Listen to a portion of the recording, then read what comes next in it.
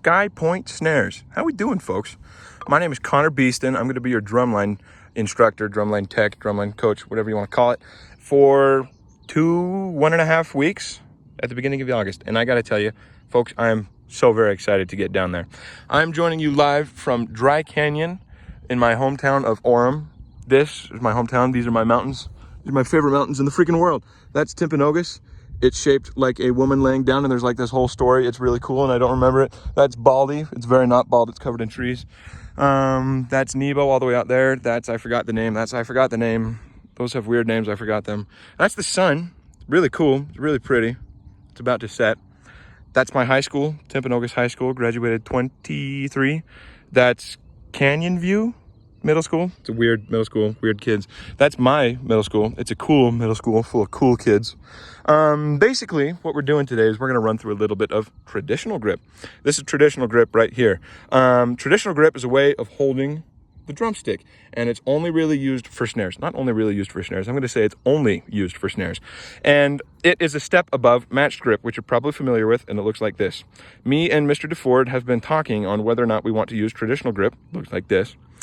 And there's been pros and cons. Some of the pros are it looks way cooler, if you ask me. Just saying. You look more professional, and if you ever want to take marching snare further than high school, or your grade, really, you're going to use traditional grip in the future. So we want to prepare you for that. Some of the cons are it's new, it's different, it's a little unique, and one might even argue that it's a little harder. I would argue that it is a little more difficult than matched grip, but we're going to do it because I believe in you guys. We can freaking do it. Before we do it, though, well, in order to do it, we have to practice before drum camp. And I know that's annoying and nobody wants to do it, but if we're going to use traditional grip, we're going to do it before our first rehearsal. Because if we get to our first rehearsal and we cannot play traditional grip, we're going to have to go back to matched grip, and all of the practice that was done is going to go to waste. And that would be a real bummer. We don't want to do that. I don't want to do that. So what we're going to do to prepare ourselves for traditional grip before July 31st is our first day meeting. What we're going to do is 5 minutes a day. And that's all we're really going to have to do. I promise, just 5 minutes a day every day will get us prepared to the point where we can play what we're going to play come July 31st. 5 minutes a day. And we're going to break down those 5 minutes a day right now. I know we're all starting at different levels in traditional grip.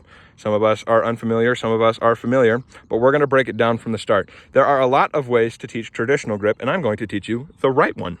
Now, that might sound a little weird, but I promise you it's the right one. Now, when your buddies come up to you from a different school and they say, hey, your traditional grip looks goofy, do this instead. This is going to sound crazy.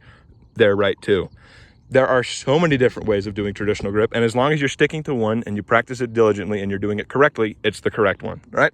Let's begin. Day one is really boring and it's really tedious, and we're not going to want to do it, but we're going to do it anyways. What we're going to do is we're going to stick our stick in the fulcrum. The fulcrum is approximately 2/3 down the stick. Actually, yeah, it could be 2/3 or 1/3, depending on which side you're looking at. That's cute. Anyway, if you're using a Vic Firth stick, which unfortunately I'm not, this is a innovative percussion, it's about the American flag, which is about right here-ish. You're going to want to stick that in your hand like so. You ready for day one? This is what we're going to do. Thrilling, right? It's awful. It's going to suck and it might hurt, but we're doing it now so we don't have to do it at drum camp. Now, when we're doing this, we're rotating our wrist. It's like you're opening a doorknob, grab the doorknob, turn, right? And we're going to do this for 5 minutes a day. Now, when we're doing this, experiment with different heights, experiment with different speeds, everything. Just do this consistently for 5 minutes a day until it starts to go from ridiculously uncomfortable to slightly uncomfortable, right?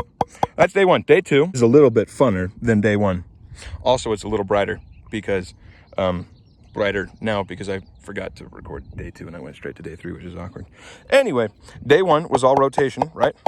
Day two, we're going to do the same thing. We're not going to change our hand very much, but instead of rotating, we're just going to do thumb. Oh yeah, that's a scab I got from work today. That's unfortunate. Imagine your thumb is doing push-ups. Ooh, ooh, right?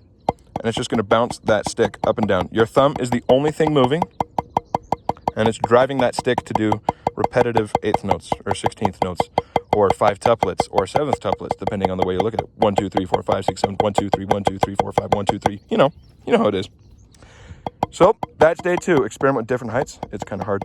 Experiment with different speeds. Oop, don't rotate. I just rotated. That's day 2. Day 3 is a lot more fun, I promise. Not really. Day 3 is when we throw our index finger in. Now, the index finger on traditional grip is going to come around the top at an angle like that. Not perpendicular, at an angle. You know what I'm saying?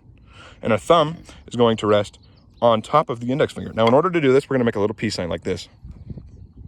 Oh, that's just gorgeous. Look, that's Pinterest worthy. We're going to make a peace sign like this. We're going to slide our thumb over, right that. You're going to take the inside. Oh, look at that. There's a blue mark on my thumb from work today. That's just perfect. We're going to take that blue mark that you all have, and we're going to stick it right on that first crease of our index finger right there, just on top of it. We're going to put the stick in, and we're going to freaking go for it. It's so fun. Now for day 3, which is index finger, use a combination of both wrist turning and thumb motions, right? Oh my goodness, this is just so fun.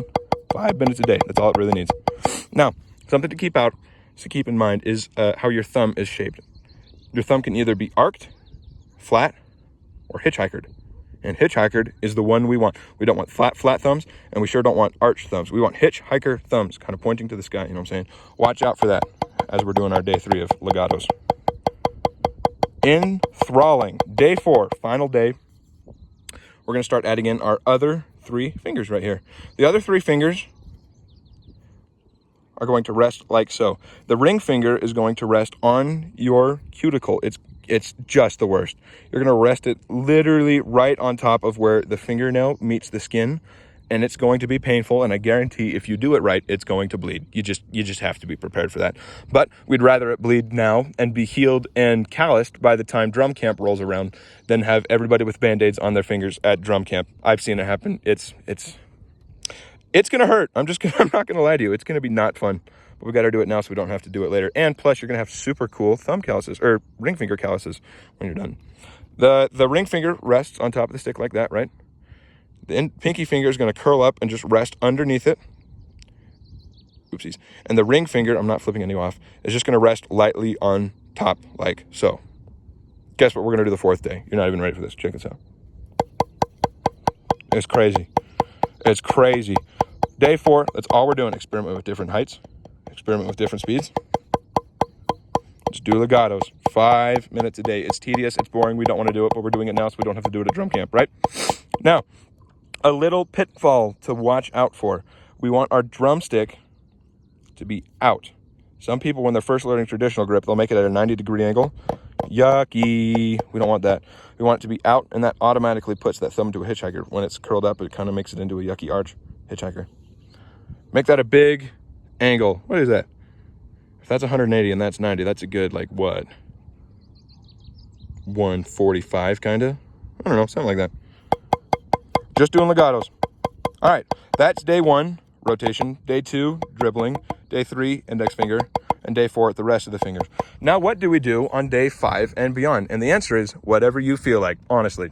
Find something to practice, do it for 5 minutes a day, and then don't worry about it till the next day. If you want to do more than 5 minutes, that would be awesome. You don't have to, though. Here's a couple things you could practice. The first one, and I would highly recommend this, is just alternating strokes. Right, left, right, left, right, left, right, left. And I can't hold my other one. That's a loud bicycle. Goodness gracious. Right, left, right, left, right, left, right, left for 5 minutes a day. It's tedious. You don't want to do it, but we're doing it now, so we don't have to do it on drum camp. Another one you could do is just go through the 40 rudiments sheet. Just go pick 2 or 3, run them for a couple minutes each until you got 5 minutes a day, and then do it the next day. The one you definitely should do, definitely, is run through our warm-up packets. We have 4 warm-ups that we're going to be using. They're all spelled out in the packet, and learn all of them so we don't have to learn them at drum camp because we want to, play them at drum camp. You know what I'm saying? What else could you play? Anything you can find online. You could look up marching snare music. Freedrumlinemusic.com is completely filled with, you guessed it, free drumline music by a guy named Cassidy Bowers. I don't know how to say his last name, but he's kind of a legend in the drumline community because all of his stuff is, you guessed it, free. Other things you could practice are, make up something. Have a good time with it. Make it yours, make it unique. Anywho, that's it for traditional grip. Ask me any questions. See ya.